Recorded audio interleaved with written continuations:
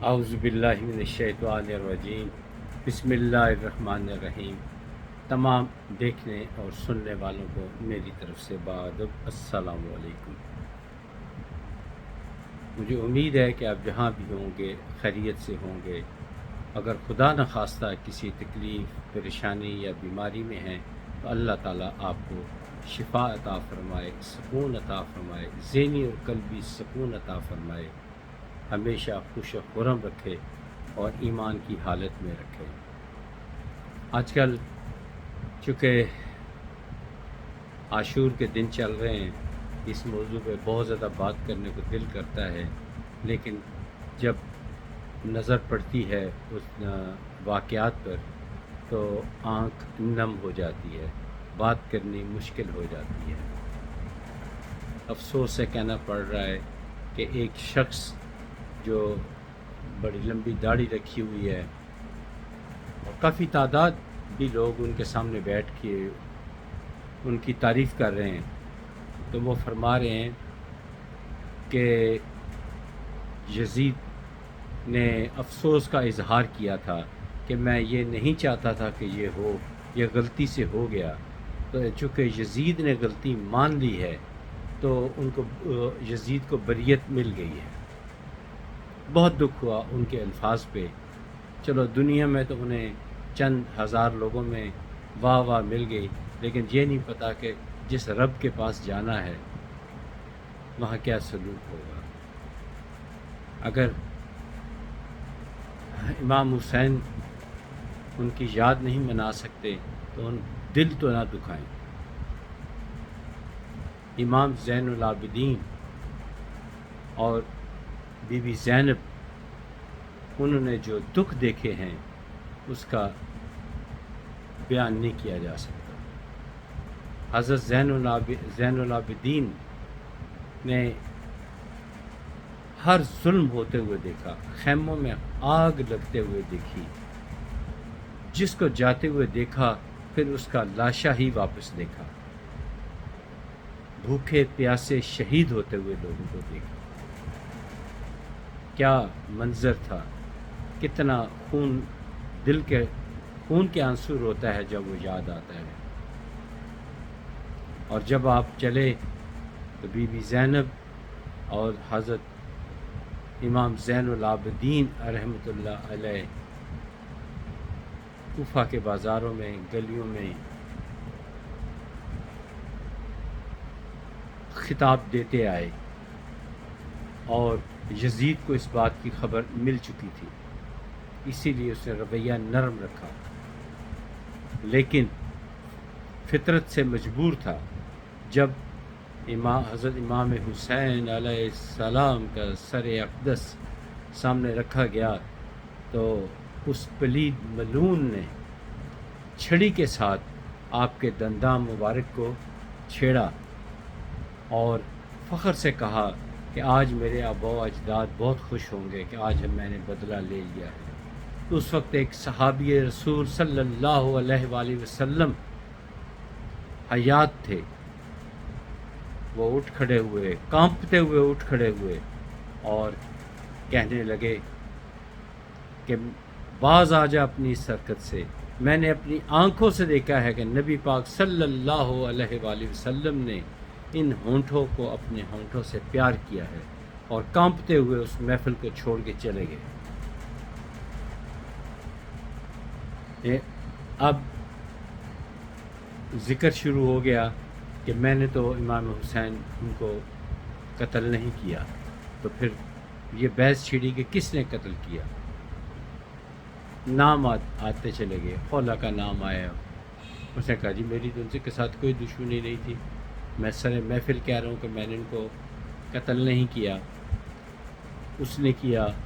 اس طرح نام بدلتے چلتے چلے گئے، حتیٰ کہ بات شمر تک آ گئی، جو کہ سچ ہے۔ شمر نہیں، شمر ملون نہیں آپ کا سر اقدس کو تج سے جدا کیا تھا۔ جب شمر کی باری آئی تو شمر نے صاف کہا کہ میں نے تو یزید کے کہنے پہ کیا تھا۔ بہرحال اس موقع پر یزید نے امام زین العابدین سے پوچھا کہ آپ کی کوئی خواہشات ہیں تو بتائیے، میں پوری کیے دیتا ہوں۔ تو امام زین العابدین رحمۃ اللہ علیہ نے فرمایا کہ ہمیں باحفاظت مدینہ پہنچا دو، سر حسین اور سر باقی شہداء ان کے سر یہاں موجود ہیں، ہمیں اجازت دو کہ ہم ان کے جسم اطہر کو پرسکون طریقے سے ان کو باقاعدہ دفنا سکیں۔ وہ جگہ بھی حضرت امام حسین علیہ السلام نے وہاں کے رہنے والوں سے اجرتاً خرید لی ہوئی تھی، ان کی ملکیت تھی، آج تک ان کی ملکیت ہے۔ اور مجھے دمشق کی مسجد میں خطبہ پڑھنے کی اجازت دی جائے۔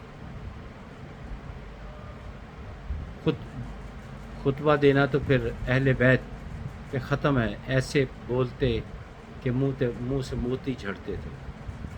خطبہ جب دینا شروع کیا تو آپ نے وہ باتیں کی کہ دمشق کی جامع مسجد میں کوہرام مچ گیا، لوگوں نے رونا شروع کر دیا۔ یزید بھی وہاں موجود تھا۔ جب اسے خدشہ محسوس ہوا کہ کہیں میرے خلاف بغاوت نہ ہو جائے تو اس نے مؤذن کو حکم دیا کہ اذان دینی شروع کر دو۔ جب اذان دی، اللہ اکبر اللہ اکبر کہا تو امام زین العابدین جو ممبر رسول صلی اللہ علیہ وآلہ وسلم پر بیٹھے تھے، فرمایا ہاں واقعی اللہ بڑا ہے، اللہ سب سے بڑا ہے۔ اس کے بعد جب اشہد ان لا الہ الا اللہ مؤذن نے کہا تو آپ نے جواب دیا اس میں کوئی شک نہیں، اشہد ان لا الہ الا اللہ، اللہ تعالیٰ ہی کی گواہی ہے۔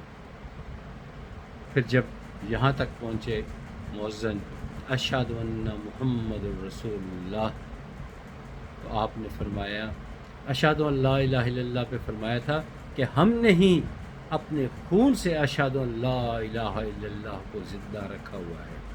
اور جب اشہد ان محمد الرسول اللہ پر پہنچے تو کہنے لگے اے یزید سن، اس وقت بھی اذان میں تیرے نانا یا تیرے ماما جس کا ذکر تھوڑی دیر پہلے کر رہا تھا ان کا ذکر نہیں آ رہا، ذکر اب بھی ہمارے نانا کا ہی آ رہا ہے۔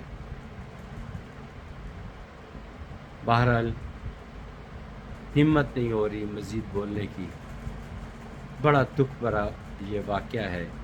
میں نے جب 2002 میں بہت شدت کے ساتھ کتب کا مطالعہ شروع کیا تھا تو اسلامی کتب سے مطالعہ شروع کیا اور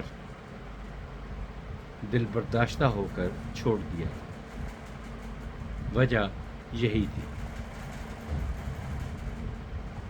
جو 4 خلفائے راشدین گزرے، واحد حضرت ابوبکر صدیق رضی اللہ تعالی عنہ وہ تھے جو طبعی موت جن کو حاصل ہوئی، باقی سب شہید ہوئے، ان کو قتل کیا گیا۔ مجھے تکلیف ہوتی تھی، پھر میں نے وقتی طور پر چھوڑ دی اور مغل ہسٹری کو پڑھنا شروع کر دیا، کیونکہ یہ میرے شوق میں شامل ہے، پڑھنا بھی سننا بھی شامل ہے، اور زندگی میں پہلی مرتبہ اس کو بیان کرنا بھی شروع کیا ہے۔ آگے جو وقت گزرے گا موضوع چینج ہوتا جائے گا، آپ کی دلچسپی کی باتیں بھی ہوں گی۔ امید ہے کہ میری یہ کاوش آپ کو پسند آتی ہوگی۔ آج میں کچھ زیادہ نہیں بول سکا کیونکہ میرا دل جانتا ہے کہ اندر میں کس تکلیف میں ہوں۔ بس اس حالت میں اللہ تعالیٰ سے دعا ہے کہ وہ ہستیاں جنہوں نے یا اللہ تجھے راضی کیا، اپنی قربانیوں کے ذریعے راضی کیا، ان کے صدقے ہمیں معاف فرما۔ ہم انسان ہیں، بشری تقاضے لگے ہیں، غلطیاں کوتاہیاں ہوئی ہیں، یا اللہ ان کو معاف کر دے، ان ہستیوں کے صدقے قبر میں آسودگی عطا فرمانا، روز قیامت بغیر حساب کتاب کے بخش دینا، آمین ثم آمین۔ اللہ تعالیٰ ہم سب کا حامی و ناصر ہو۔ اگلی ویڈیو تک اجازت دیجیے، خدا حافظ، السلام علیکم۔